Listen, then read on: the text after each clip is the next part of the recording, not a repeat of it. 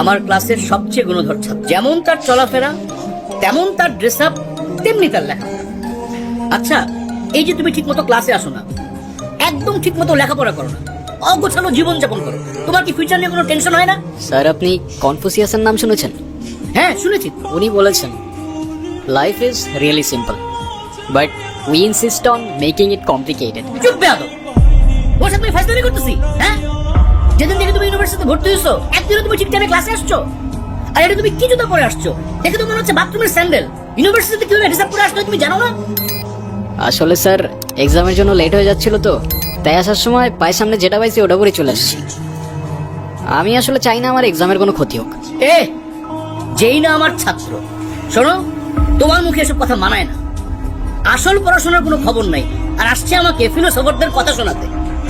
Academic পড়াশোনা না করে, উপন্যাস পড়ে, আর উল্টাপাল্টা ফিলোসফারদের বই পড়ে তোমার মাথাটা কেসে নষ্ট হয়? খাতা দিলাম, প্রশ্ন দিলাম, ওই যে ওই চেয়ারে বসে চুপচাপ পরীক্ষা দিন। যদি কোনো রকম নকল করার চেষ্টা করো বা উল্টাপাল্টা কোনো কিছু করার চেষ্টা করো, I will punish you. Yes sir. দেখা না স্যার, হিমু আমাকে অনেক ডিস্টার্ব করতেছে। একে তো আরেকজনকে লিখতে দিচ্ছেন না, তার উপরে আপনি ধপধপে একটা সাদা খাতা নিয়ে বসে আছেন। আপনি পরীক্ষা দিতে আসছেন কেন? আসলে স্যার, আমার মনটা সাদা তো, তাই আমার সবকিছুই সাদা। চুপ বেয়াদব, এক্ষুনি আমার ক্লাসরুম থেকে বেরো যাও, বেরো যাও, গেট আউট। ওই শুভ্র, কিরে সমস্যা কি? ডাকি শুনুস না বাবার স্যার? আজকে এক্সামের মধ্যে দেখাইতে বললাম, কি করলি তুই? আমরা এক ক্লাসে পড়ি, ডাক দিস একটু দেখাবি না? কি করলি? উল্টা স্যারে বলে দিলি। হ্যাঁ, এই, ও তোমাকে কেন দেখাবে? ও তোমাকে কেন দেখাবে? তোমার নিজের কি ব্রেন নাই? তোমার কি জ্ঞান বুদ্ধি কিচ্ছু নাই? তুমি বাসা থেকে পড়াশোনা করে আসতে পারো না? তুমি চুপ থাকো, আমি তোমার সাথে কথা বলতেছি। কেন ও কেন চুপ থাকবে? আর ও তো ঠিকই বলছে, তুই বাসা থেকে লেখাপড়া করে আসতে পারছ না? তুই কিন্তু মুখে মুখে কথা বলতেছিস। হ্যাঁ করতেছি তো, কি হয়েছে? কি করবি তুই? কি করবো না?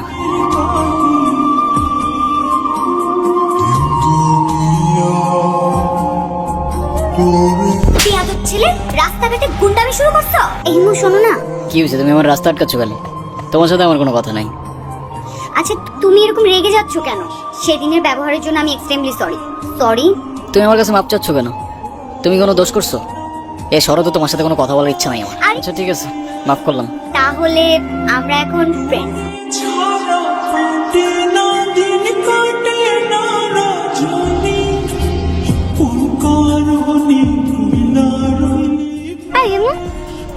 তুমি বাদামের খোসা সহ কেন খাচ্ছ?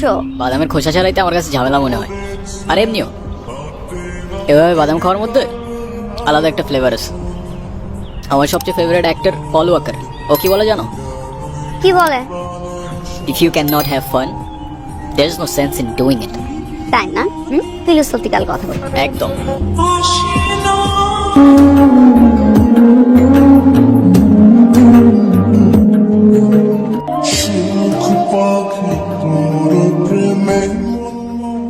এই হিমু, তোমার এই যে চুলগুলো, এগুলো যে এত এলোমেলো অগোছালো, সবসময় দেখলে একদম তোমাকে পাগলের মতো লাগে। লোকজন কি ভাবে? আমার কাছে সেটা মনে হয় না, আমার কাছে তো এমনিই ভালো লাগে। তোমার কাছে যেটা পাগলের মতো, ওটা আমার কাছে ডিসেন্ট, নর্মাল। ডাইজনিস কি বলছে জানো?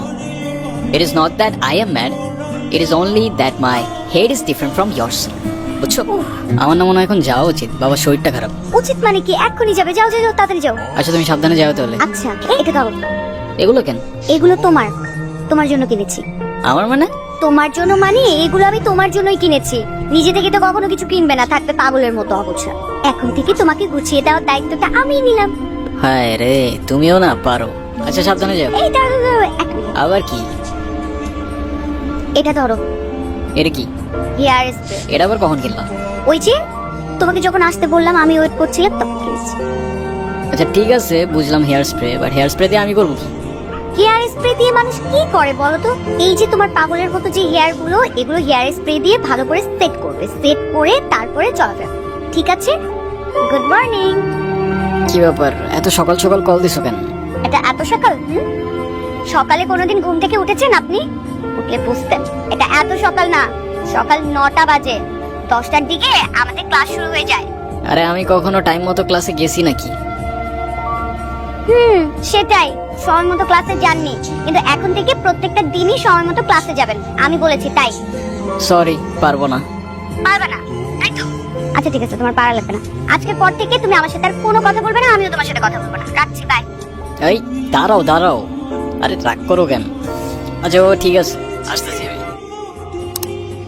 কিরে মামা, সূর্য কি আজকে পশ্চিমে উঠছে নাকি উত্তরে উঠছে নাকি দক্ষিণে উঠছে নাকি মাটি ফাইরা উঠে আসছে? আমি তো কিচ্ছু বুঝতেছি না। যে কিনা ঠিক মতো কখনো ক্যাম্পাসে আসে না, সে আজকে ক্লাস টাইমের আগে ক্যাম্পাসে এসে হাজির। মানে কিছু বুঝতেছি না আমি। তোর এই জাদুর রহস্যটা কি বাবা, বলতো আমারে। আছে এক জাদুকর, যে তার রহস্যময় জাদু দিয়ে চেঞ্জ করে বলছে আমাকে। মানে সেই জাদুকরটা কে, আমাদেরকে বল, আমরাও একটু শুনি। আরে কিছু জিনিস থাক না গোপন, some things are meant to be kept secret. আচ্ছা হিমু, তুমি কি কাউকে ভালোবাসো? না ভাই, এসব ভালোবাসাটা আসে আমার দিয়ে হবে না। প্লেটোর মতো আমারও মনে হয় love is a serious mental disease. তুমি শোনো না, তুমি কি আমাকে তোমার লাইফের অনেক ইম্পর্টেন্ট কোনো পার্সন মনে করো? আচ্ছা শোনো, আমরা যখন আমাদের সময় কাউকে দিই, আমরা আমাদের লাইফ থেকে একটা অংশ তাদেরকে দিয়ে দিই, যেটা আমরা কখনোই ফেরত পাবো না। তো যেহেতু আমি তোমার সাথে অনেক সময় কাটাই, তো তার মানে এটাই তুমি আমার লাইফের ইম্পর্টেন্ট একজন, আমার অনেক ভালো বন্ধু প্লাস আমার বেস্ট ফ্রেন্ড। মানে জীবনে কোনোদিনও তো সময় ক্লাসে আসো, আজকে সময়ের আগে ক্লাসে চলে এসেছো, তাও এরকম পরিপাটি ভাবে। একটা অসম্ভবকে আজ সম্ভব হতে দেখলাম। তোমাকে একটা গুড নিউজ দেওয়ার আছে। আগামীকাল সন্ধ্যায় দেখা করতে পারবে? হ্যাঁ পারবো, আমারও তোমাকে অনেকগুলো কথা বলার আছে, কিন্তু কোথায় দেখা করতে আসবো? কোথায় দেখা করতে হবে টেক্সট করে জানিয়ে দেব। আজ রাখি তাহলে, আগামীকাল দেখা হচ্ছে। এতদিন কোথায় ছিলা তুমি? তোমায় আমি পাগলের মতো বুঝছি এই কয়দিন। হেমো, মাঝে মাঝে কিন্তু হারিয়ে যাওয়া আনন্দ কিছু না, ভালো। তো তুমি আমাকে পাগলের মতো কেন খুঁজছিলে? আমি তোমাকে ভালোবাসি ইরা। ভালোবাসি মানে? হ্যাঁ ইরা, আমি তোমাকে ভালোবাসি। সেই ছন্ন ছাড়া হিমু আজকের হিমুতে পরিবর্তন হয়েছে শুধুমাত্র তোমাকে ভালোবাসে বলে। হিমুর জীবনে ইরা না আসলে এই জীবন কখনো পসিবলই হইতো না। এতদিন আমি কিছু বলতে পারিনি ভয়ে যে আমাদের ফ্রেন্ডশিপটা নষ্ট না হয়ে যায়, কিন্তু আমি আর পারতেছি না ইরা। আমাকে ভুল বুঝো না তুমি। আমি শুধু আমাকে পরিবর্তন না, তোমার জন্য যে কোনো কিছু করতে পারি। I love you Ira. দেখো ইমো, আমি তোমাকে আমার ফ্রেন্ড ছাড়া কখনোই কিছু ভাবিনি। আরে আমরা একসাথে ঘুরতাম, আড্ডা দিতাম, আমরা অনেক বেশি ফ্রি ছিলাম। দেখো এটা না যে আমি তোমাকে ভালোবাসতাম। আজকের পর থেকে আর কোনো দিন তুমি আমার লাইফে ব্যাঘাত ঘটাবে। আমাদের আর কোনোদিন দেখা হবে না, এটাই আমাদের শেষ দেখা। ভালো থেকো। সেদিন অনেক দেরি করে ফেলেছিলে হিমু, আমিও যে তোমাকে অনেক ভালোবাসতাম। যেদিন শেষবারের মতো তুমি আমি পার্কে বসে খুশি সহ বাদাম খেয়েছিলাম, সেদিন বাসায় গিয়ে দেখি পাত্রপক্ষ আমাকে দেখতে এসেছে। আমার বাবা অনেক অসুস্থ হয়ে পড়েছিল, হঠাৎ তার শেষ ইচ্ছে ছিল নিজের হাতে আমাকে বিয়ে দিয়ে যাবেন। কিন্তু তোমার আমার মধ্যে তো তখনও কিছু ছিল না যে আমি বাবাকে বলবো। আমার বাবা তাদের কথা দিয়ে ফেলেছিলেন। আমি জানতাম না যে তুমিও আমাকে ভালোবাসো। আমাদের খোসা সহ বাদামের গল্পগুলো মুহূর্তের মধ্যে খোসা ছাড়িয়ে বিভক্ত হয়ে গেছে। হয়তো কিছু ভালোবাসার গল্পগুলো এমন ভাবে ঝরে পড়ে যায়, ঠিক যেমনটা ঝরে পড়ে যায় বাদাম থেকে বাদামের খোসা। তাদের প্রথম দেখা ছিল এক বিকেলের ম্লান আলোতে। চোখে চোখ পড়তেই অদ্ভুত এক নীরবতা নেমে আসে। ছেলেটা লাজুক হাসি দেয়, মেয়েটা চুপচাপ তাকিয়ে থাকে। ধীরে ধীরে কথা শুরু হয়, ছোট ছোট কথা বড় হয়ে যায়। প্রতিদিন দেখা হয়, প্রতিদিন অপেক্ষা বাড়ে, ভালোবাসা নিঃশব্দে জন্ম নেয়। একদিন ছেলেটা বলে ফেলে তার মনের কথা, মেয়েটা হাসতে হাসতে চোখের পানি লুকায়। তাদের স্বপ্ন এক হয়ে যায়, একসাথে পথ চলার প্রতিশ্রুতি দেয়। কিন্তু হঠাৎই জীবনের কঠিন বাস্তবতা সামনে আসে, পরিবারের বাধা আসে, দূরত্ব তৈরি হয়, ফোন কমে যায়, দেখা বন্ধ হয়ে যায়।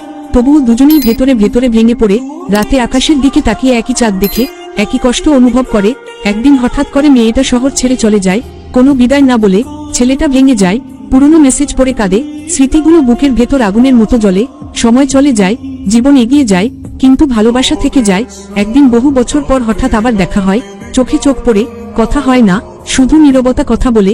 দুজনেই বুঝে যায় ভালোবাসা আজও আছে, কিন্তু সময় আর তাদের জন্য থেমে নেই। তারপর তারা ধীরে হাঁটে, কেউ ফিরে তাকায় না, বুকের ভেতর ঝড় ওঠে। ছেলেটা কষ্ট চেপে রাখে, মেয়েটা চোখের পানি লুকায়। ভিড়ের মাঝে একা লাগে, পুরনো হাসি মনে পড়ে, পুরনো দিন ফিরে আসে, একসাথে কাটানো সময় ভাসে। বাস্তবতা থামিয়ে দেয়, কথা বলতে পারে না, দূরত্ব বাড়ে। রাত নেমে আসে, ছেলেটা মেসেজ পড়ে, মেয়েটা ছবি দেখে। দুজনেই চুপ থাকে, ভেতরে ভেঙে পড়ে। কেউ কাউকে ডাকে না, তবুও মনে করে তারা আলাদা মানুষ। তবুও অনুভূতি এক, হৃদয়ে জায়গা থাকে, অভিযোগ থাকে না, দোষারোপ থাকে না, শুধু নীরব ব্যথা থাকে। কষ্ট অভ্যাস হয়ে যায়, তবুও ভুলতে পারে না। প্রথম দেখা মনে পড়ে, প্রথম হাসি মনে পড়ে, প্রথম ভালোবাসা বেঁচে থাকে। গল্পটা শেষ হয় না, শুধু থেমে যায়।